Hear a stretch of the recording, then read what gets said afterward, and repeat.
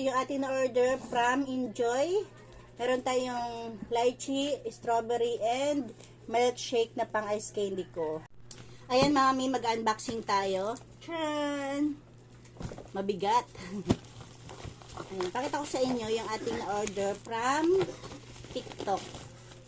Siyempre, nandyan yan sa ating yellow basket kung saan natin in-order.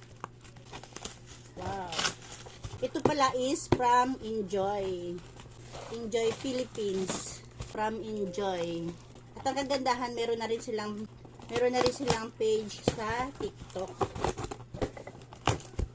Dati kasi nag-order ako ng Enjoy product sa Facebook, sa Messenger. Pero ngayon meron na rin sa TikTok. Ayan, meron tayong milkshake taro. Ayan. Milkshake siya pero ginagawa ko tong ice candy. Dali lang gawin. Maglagay lang kayo ng 5 litrong tubig tapos ihalo nyo lang to. Ayan, haluing mabuti. Tapos ayun, balutin nyo na pang ice candy. O, diba? At hindi lang yan. O ha, safe na safe. Tcharan! Meron tayo strawberry syrup. At meron pa. Tcharan! Ito naman is lychee. Ayan.